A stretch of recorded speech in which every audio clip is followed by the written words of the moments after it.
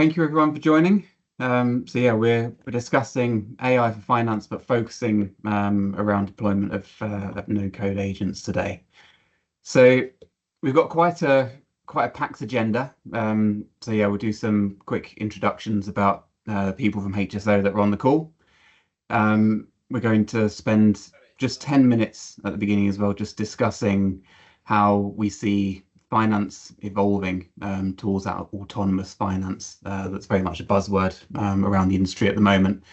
And then I think what you guys have come to see, and that's Steve is going to do some demonstrations of some of the agents that we've built that we feel are useful in the business, but really show the concepts about agentic AI, but using real life examples. Okay, so people on the call. So yeah, thanks for coming today. As you can see, we've got quite a good selection of different businesses, representative of those businesses from lots of different industries. So just wanted to thank you. Hopefully we'll be speaking to some of you one-on-one after this event. So the people on the call, myself, Gary Griffiths. So I head up finance transformation here at HSO. We've also got Tasif, he's our CTO. And Stephen, who's one of our finance transformation architects. So very much finance and data and infrastructure coming together to pull together these solutions for you guys. But before we go into the detail, I think really for those who haven't worked with us in the past, and for those that have, really why HSO and what do we bring to the table into these conversations? So I think starting in the middle, very much looking at the Microsoft applications. I think what's really important is that we bring both experience of Biz Apps and cloud using the Microsoft platform, but really surrounding that is HSO's industry experience. So both myself, Stephen, the rest of the enterprise architecture team, Steve, we've lived and breathed a lot of this in business. And what we can do is we can mix that industry experience with the company's knowledge of Biz Apps and Microsoft and really pull together a solution that's fit for purpose and lending ourselves to that experience. So you can see around the edges, we focus around financial services, not-for-profit, retail, professional services, manufacturing and government as our main industry arms. But I think it's important in the middle as well is it's very much there's been a focus around business applications and infrastructure in the past, but what we're doing now is we're very much leveraging both data and AI, but also looking at the more business side of the change, so looking at the operating model transformation as well. This next slide just shows some of the accreditations that we've got with Microsoft, but some really important ones to pull out. So we are and have been for quite a few years now, been part of the Microsoft Inner Circle. And what that means is we are recognized as one of the top 1% of Microsoft partners globally. And that gives us some insight directly into new products that Microsoft are releasing, but also gives us insight into some of the new products that are coming up. We've won Partner of the Year. So last year, especially across Dynamics and supply chain, and we've got some finalists around services and governance. But what this really allows us to do is it leverages some of the Microsoft funding that's available to us, that allows you guys as businesses to kickstart your journey, especially around AI, Copilot and data. And then the last slide before I hand over to Stephen. So this is just a few of our customers that we're working with. So you can see here that these are very much high street, well-known brands, people that you would have interacted in the past. And what we've done is made sure that we're combining business change with technology change into these businesses to really improve them from the inside out. Okay, so I'm going to pass over now to Stephen, who's going to discuss the evolution towards autonomous finance. Thank you, Gary. Hello, everybody. Nice to be here speaking to you today. In this first part, I'd like to talk a bit about the idea of autonomous finance and discuss the evolution that finance is going through. I also like to talk about 6 ways that finance can provide value in their role supporting the operational commercial performance of an organization. I then would like to finish off by covering some of the key foundations, the things that we believe finance needs to do well, and provide a bit of an overview of the terrain that we'll be walking on in the coming years as we see it. And hopefully that will set the scene well for Tosif, who's going to follow and demonstrate 3 actual agents that we've built in the following session. So first of all, imagine that most of the people on the call have worked in finance for some time, and you'll have lived through some of the evolutionary change that we've seen already. And hopefully you'll agree that the value of finance has changed. And we believe it will continue to change as we go forward, as we continue to make processes, data, and systems better, and we continue to invest in operating model transformation. The journey will continue, and perhaps the curve will get steeper as we infuse AI into our processes, and perhaps the speed will be unmatched when we compare that with previous areas of technology change. So I'd like to talk about the evolution that we've perhaps seen already. If we go back in time, finance's role was as reporter. We were living with maybe more manual processes. We wouldn't have had so much data consistency, working on disparate systems. And that constrained finance put finance in a bit of a box. And maybe, we've tried our best to move out of that box and still we're working on that to become more organized, maybe achieving partial automation, getting more globalized data, but still perhaps a bit too much reconciliation, and moving towards global template systems and processes, and maybe moving towards being seen as an analyst, a reporter and analyst, and somebody that's adding more value.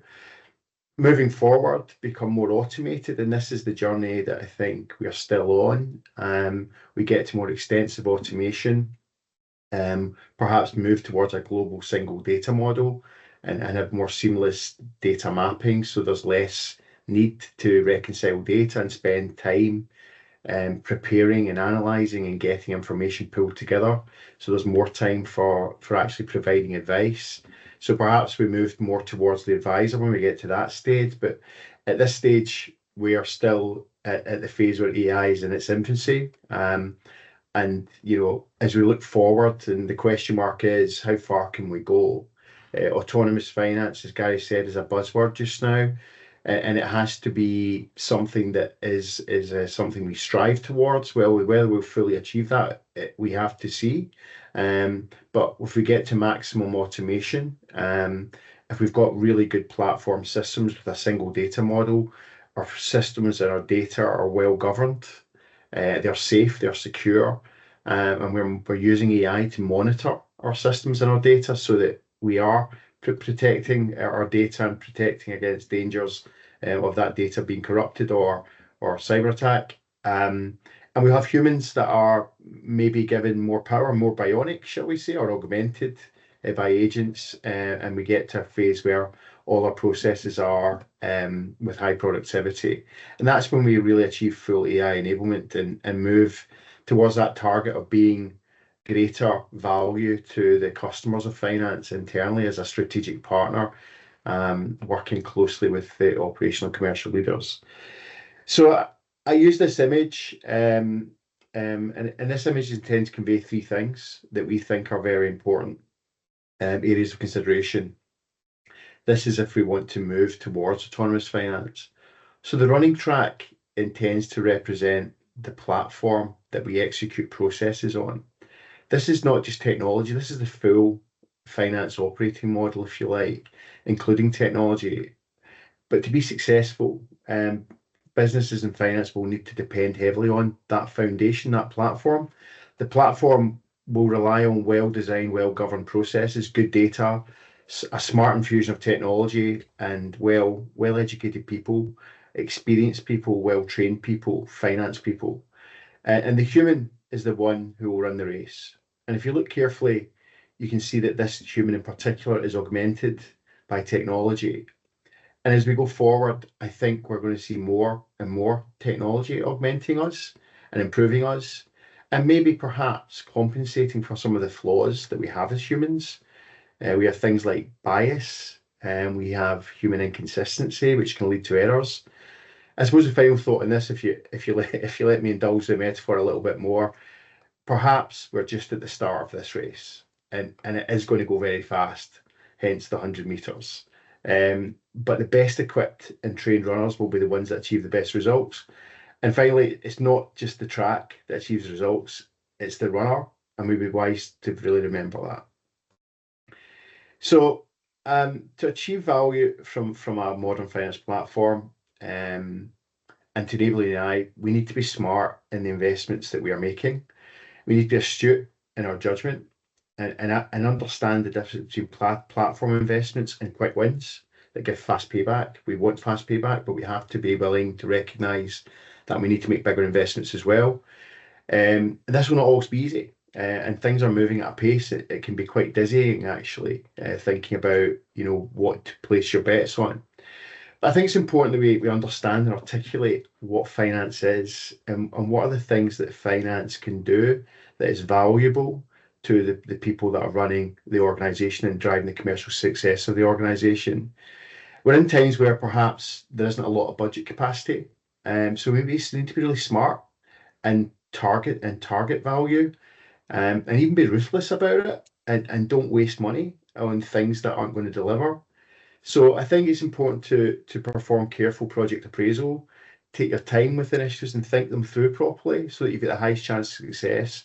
So if we look at the 5 levers of value, the first two I'd like to cover is the idea that we should be able to be moving towards having better data-informed advice and faster speed to insight. This will lead to better decisions, hopefully, and that should be measurable in better operational commercial performance. Faster speed to innovate will hopefully get us to that point quicker, so that we have more time to think about the right thing to do. And if we achieve that, then we can unleash the brain of finance. I'm a finance person my whole career, came out of university with a degree, I did accounting. I think I'm a smart guy, and I'm sure you're all smart too. I think it's about how we unleash that intelligence on the organization, and be that very important partner to commercial and operational people, and that counterbalance that is really important. And if we achieve standard, integrated, secure, AI-enabled processes, we'll make our processes safer, make them more consistent. And that is a really important aspect if we want to move in the direction of a shared services organisation. And it's critical to lowering the cost of finance to achieve that. An automated control environment is the idea of using technology to drive better, proactive, automated controls, trying to ensure our data and processes are robust, and that the data is transparent and auditable.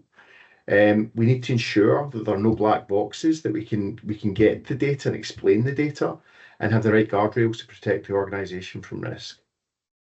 And finally, ultimately, we need to achieve a balance of getting better, but being keen on cost. Eliminating work, simplifying, standardising, and automating, making our processes easier and more enjoyable to be engaged in. A person leaving university today does not want the drudgery that perhaps some of us have lived through, and it's important. It's an important side benefit, actually. If you have easier processes, better processes, perhaps it'll be a part of it retaining and attracting the best talent. Something to think about. So just if we can close out, really talking about where we are today and the key changes that we're going to see in the near term. We feel everybody is going to be working with AI-enabled agents. I already am. I'm sure some of you are, but that's going to increase. We're already using agents in our day-to-day, and we'll see this will happen across the different technologies that we use. I think finance will continue to work as we do in collaboration platforms like Teams, like Office, like Dynamics, Microsoft Dynamics being the chosen ERP platform of Microsoft. And we believe that we can already see the evidence this is going to continue, that Microsoft is making investments that are going to make these platforms much more seamless. And that investment is unmatched, unrivaled by other companies. And so AI enablement of these platforms and seaming the platforms together is going to continue. But we do recognise that companies are on other platforms too, and you may use best of breeds like Concur for expenses, Ariba for procurement, perhaps planning solutions like Anaplan. Um, but we feel that it's going to be necessary to invest in a data platform to achieve maximum value. And reporting and analysis tools like Power BI will become ubiquitous, sitting on top of a good data platform to give you easy analysis of your data. And we can see that the Microsoft Copilot infusion across these apps will continue. And it will be more trustworthy than perhaps other GPT type applications. It will get better and better. But we're only at the very early stage of this. But it's a very exciting phase. And what we really hope is if we get all that right, that we've got actually motivated, happier employees. So that's what I wanted to cover. And I've really enjoyed sharing some of our thoughts, and I hope I've set the scene well now to pass over to Sif. So over to you, to Sif, to share some of our agents. Thank you very much. Just to check, you can see my screen, yeah? Yeah. All right, brilliant. Thank you. Thanks, Stephen. I think that was a fantastic start to get you in that mindset, in terms of the direction of the travel and the industries that we are in, and how we see AI playing the key role going forward. I'm just going to start with some of the concepts that why agents and are so important, and what do we see as a future, and more importantly, in the context of today's conversation, it's around how low-code agents will play a key role into this going forward. Some of you who stay close to the tech, you might have heard of this term called Agent Boss. It came from Microsoft recently, almost a year or so ago, where they talked about this frontier organization and this concept of that every one of us will be an agent boss. Now, the concept is very straightforward, that every professional will have one or more agents that they create, maintain, and look after, like you would have an internee or an employee, or somebody who reports to you as a manager. So you're responsible for making sure that they have access to the right information, they have access to the right data, making sure they have access to the right training, and being given the right guidance and support to do the job they've been given to do. Now, this is a very exciting concept. I personally think it's already happening, in different shape and form. For those of you who use, for example, something like M365 Copilot and have been building some agents, you are well on your route for this. Now, I quite like this quote from Jensen, because there are a lot of people out there who are talking about AI, but I find this probably the most practical and relatable. And to be honest, in a way that's what we are experiencing with all the partners that we work with. It goes without saying that the AI will impact every single role, every single job in the future. And this theory is quite straightforward to say, look, everyone will be impacted, and up to 50% of our jobs will be done by the agents. That does not mean that they are completely autonomous and we don't have any say. And this is where that these two concepts are quite key, that yes, we'll be relying more and more on the technology and AI to going forward, but we are also playing the key role to making sure that that technology is governed, is secured, and is being fed with the right information and knowledge. So with that in mind, I'm just going to talk through this concept of frontier firm and how the different stages of AI. It sounds very theoretical. They're going to make sense in a minute. There are really different stages depending on where the kind of time to value, i.e., the complexity of the agents and the use cases that you are going to be picking up. But at the same time, also how you will evolve. Each one of us will evolve as individual and organization. The lowest stage is where you have an agent or AI that helps you to augments you in your day-to-day activities. And some of the agents that I'm going to show in a minute are more or less in that scenario where the boring things that you don't like doing or are time consuming or actually requires a lot of knowledge to be consumed at the same time to be able to make sense. These agents are perfect, to do those tasks. You of course are in the, in the command. You are responsible for doing the task, but agents are helping you to the next stage where agents are, working with other team members and actually getting a job done to all the way to the last stage where actually the task is, started or a job is started by an agent, where you are in the by exception as a human. So you're moving from left side where human by default all the way to the end, which is human by exception. Now, this is reliant on a number of things. It's reliant on your data and process maturity, how mature your data is. If you got 20 versions of the same fact, then the agent's going to be not only confused, but also be producing wrong results as well. And also the process maturity as well, how mature your processes are to get a task done. Do you always follow a same process, or there are 20 different variations of it that are documented and not available in the knowledge source, but also there are 3 others that are not documented anywhere? Then of course you can imagine these things will not be as productive. But probably the most important factor, especially for this call today, is the ability, the time to value, or low code, no code.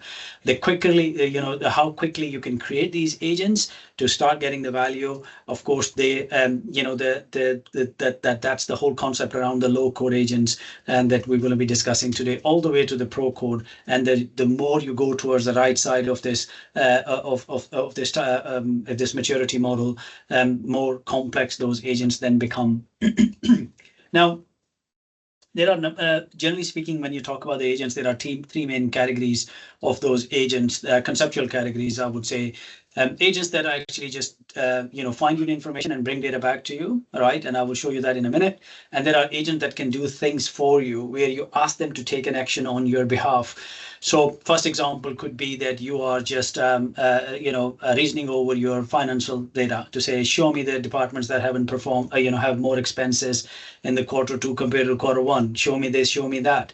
And also doing like a what if scenario. What would happen if the cost of, national insurance gone by X% between this and this time or whatever? Then ability to do that type of analysis without having to write very large complex queries and creating complex models to do this. That's just one very basic, simple way of doing, of using these agents, and also then the task agents. So say, hey, look at this list and identify the customer who haven't made any payment in the last 90 years, last 90, hopefully not years, in days, because they are over their limit, and take an action on it. That could be blocking those accounts and so on. To the autonomous agents, where the agents is taking things on, taking actions on your behalf for you, and you obviously have the ability to see them, overrule them, but at the same time, that agent then learning from the behavior that what you're doing and then mimicking that behavior going forward. Right, so what I'm going to do now, I'm just changing the gears a little bit. I'm going to demonstrate 3 agents that we have developed. They are just trying, please think this is, it's very hard in these sessions to use obviously a real data from any customers or so on. So there is some fictitious data in here, but it's the concept. I would ask you to think of these concepts in a way that what is applicable to you in your organization. The very first one is the compliance agent, which is responsible for, it has access to 2 things. It has access to a very structured data about our projects and contracts to say, here are a bunch of projects, this is where their status is, and the data with regards to, for example, who's the project manager on it, who's the lead on it, who's this, who's that, etc.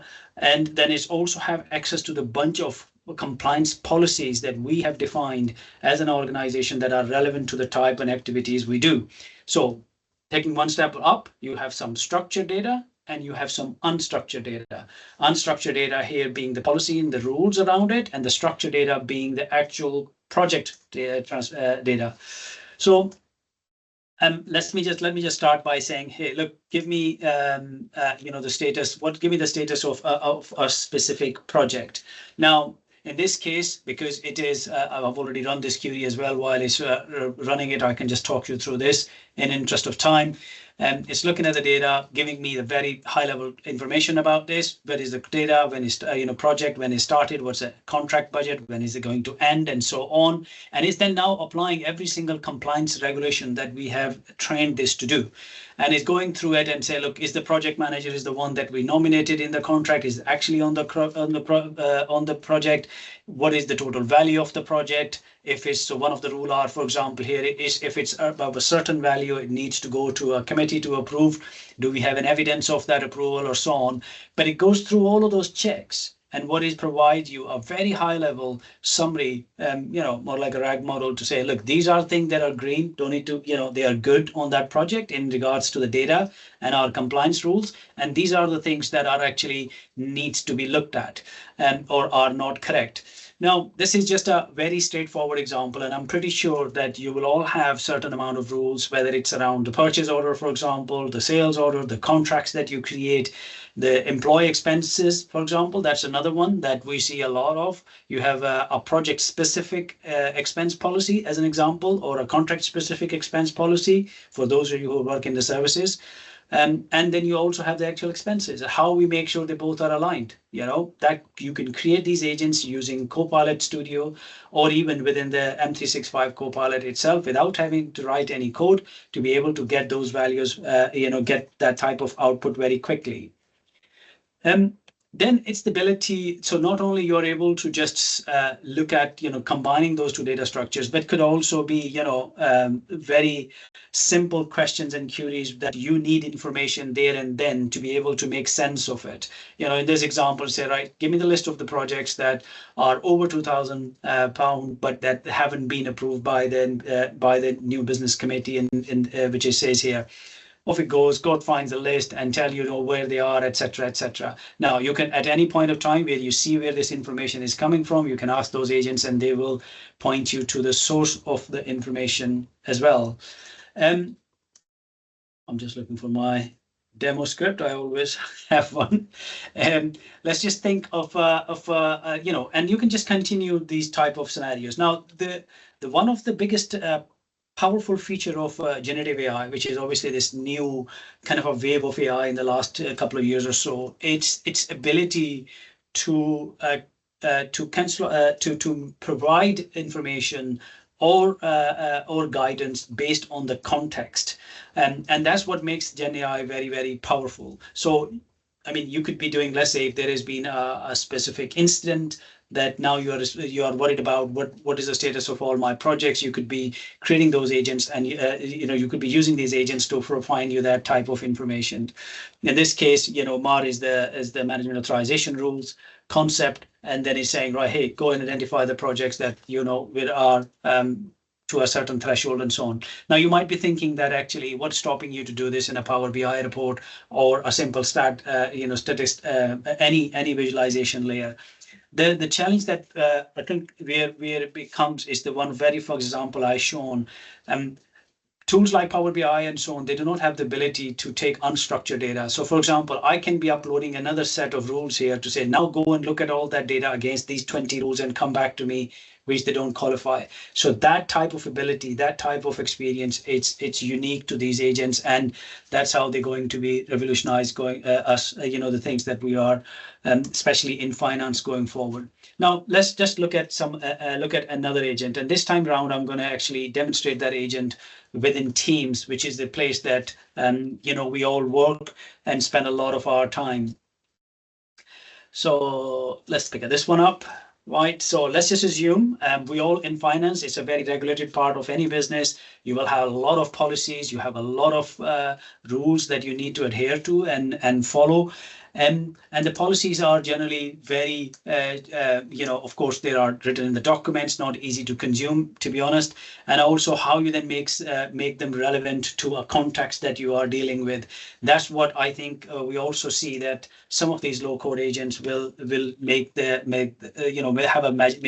a huge impact.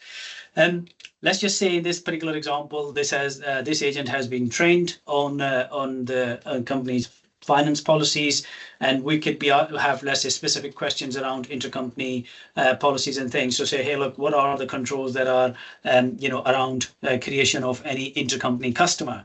Now, of course, it will go away and look at the information that's in there. And if there are multiple sources of information as well, it will collate them and make sure they are consistent to provide that type of information. Now, one of the biggest challenges when it comes to compliance is the not knowing, what are the rules that you need to adhere to. So this type of agents could also be an HR agent, could be a finance specific, could be employee. I don't know, whatever. So you can imagine that they can play a key role, and they are quite easy to create. Literally, you can create one of these agents depending on the complexity of your processes and data within hours or even days. As you can see, just gone in, came back, given me some information. I can carry on, keep asking more questions. You could also be making it a lot more specific for a situation. You might find ourselves in a position where you say, hey, look, I'm in this process where I need to settle intercompany balance, and who got the final say, into when you find yourself in this. And now this is aligned, obviously, this is organization specific. It's not going into the web and finding this information, what's available out there on the public domain. This is using your data and coming back and providing you that guidance on that specific question. Now, just the last one to show in this, and then we can move on to the last example. But as you can see, the value of this, especially in teams, it's super important, because what we can do is that you can not only just use this as an interactive session that we've been doing, and by the way, chat isn't the only experience when it comes to these agents. They could be triggered on an arrival of an email. They could be triggered on the back of a Teams message, or God knows whatever. You can create these low-code agents that could be autonomous behavior or are triggered by different events that are happening within your application platform, landscape. Now, what makes this, especially within the Microsoft ecosystem, very powerful is the ability to combine it with other things. So the first experience that you have seen that I was showing you earlier is within the M365 Copilot app itself.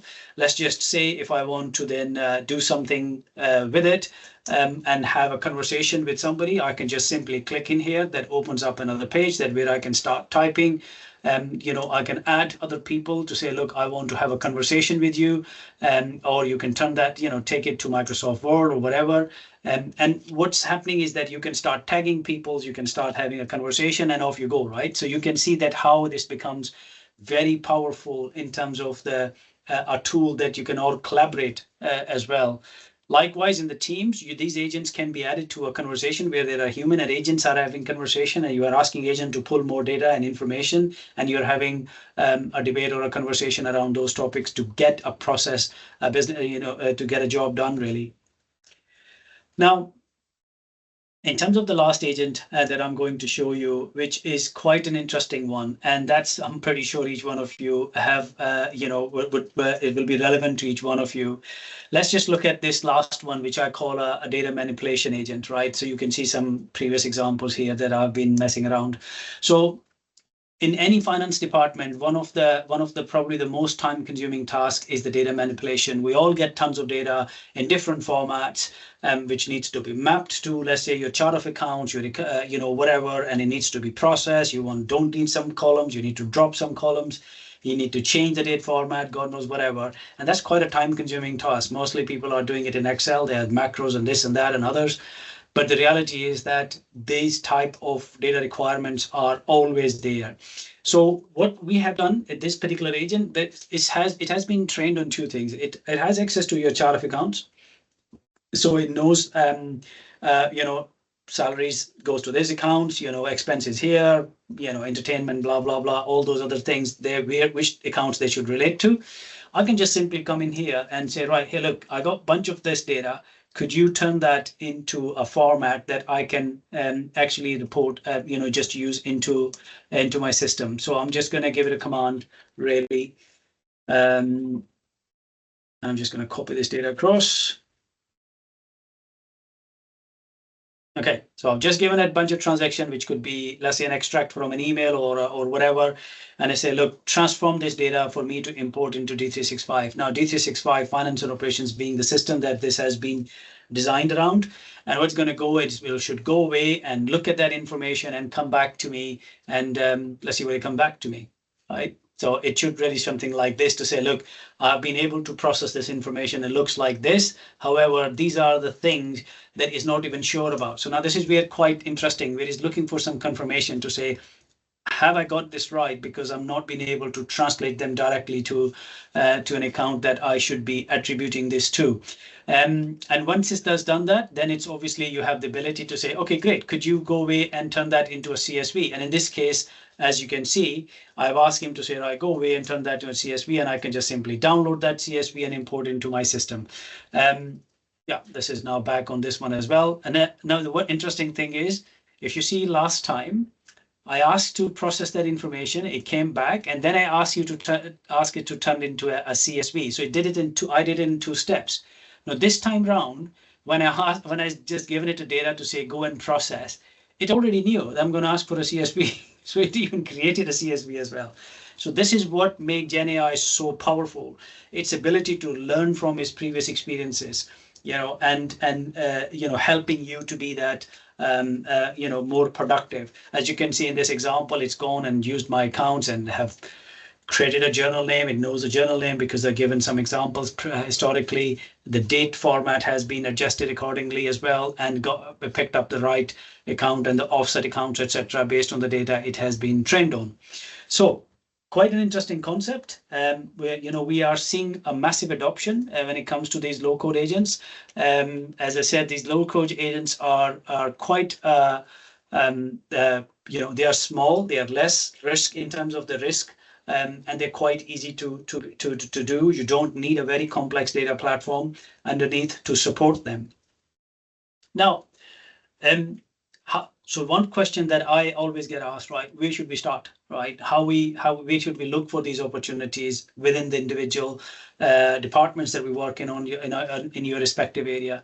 So this one-pager slide, if you don't remember anything from today's conversation, try and remember this. This says tried and tested, and it always works.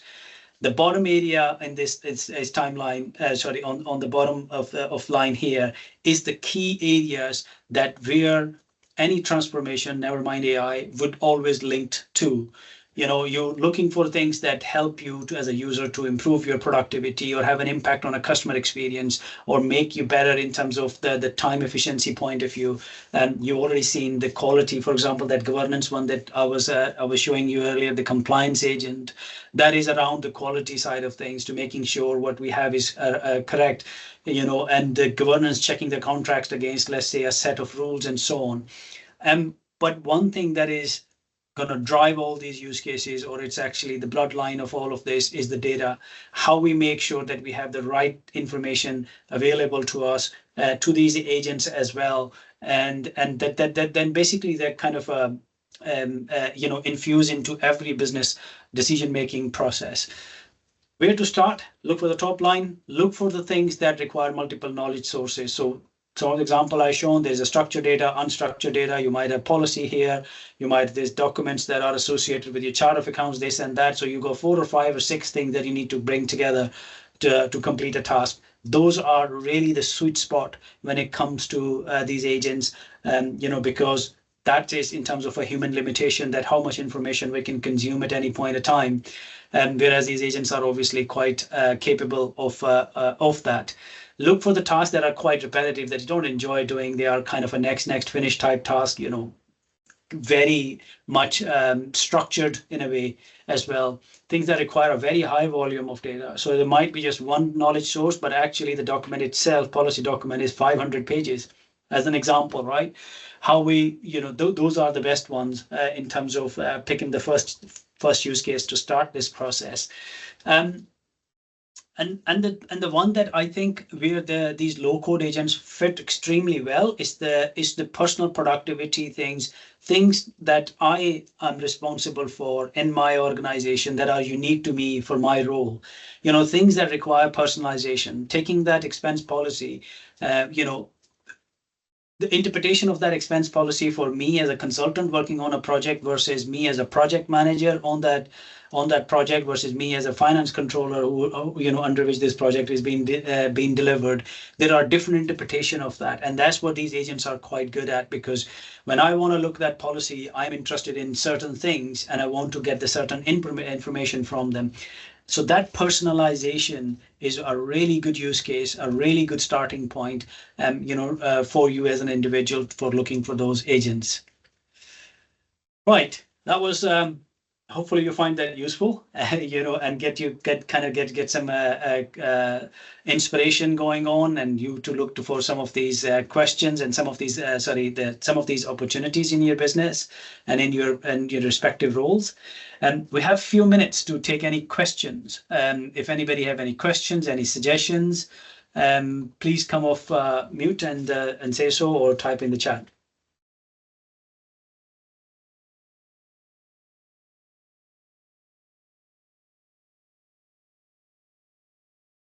Anything to add from yourself, Gary or Stephen, while we're waiting for the questions? I think everybody's getting very shy here to see. But that just the point you made on personalization, I'd just like to ask a follow-on question on that. I found that that's really helpful because the agent can get to know you almost. Yep. And therefore its following on responses will be based on you as an individual. And I think that's the thing that I find very helpful in the agents that I use. I don't know if you've got more to say on that. The personalization aspect, it's quite an interesting one. I think when it comes to personalization, there is a different variation of those personalization. There are personalization in terms of the role. There are personalization around the data set that you are interested in and so on. So the agents that talking about more specific in the context today, the low code agents, the good part of that is that they're quite easy to train. I'm just trying to pick up the question that has been put into the chat as well and link to the point that you raised. So for those of you who haven't seen the question is, how do you train an agent, or is that a bigger discussion to have? Not at all. Training of an agent, it depends on the number of things. The task that you are looking for this agent to do. So training could also be very simple English instructions to say, hey, you are a customer services agent. Your job is to provide advice against this and that. Here is our knowledge source. It's a Word document with all the FAQs in there. Use that and answer that. That's one way of training an agent, right? That's a very straightforward thing. Not too much of complexity, or doesn't require you to be a developer or a technical individual and so on. Whereas the other extreme of training the agents could be actually using some advanced techniques to understand your data set and using, for example, machine learning algorithms and this and that and others. So there is a whole spectrum of them.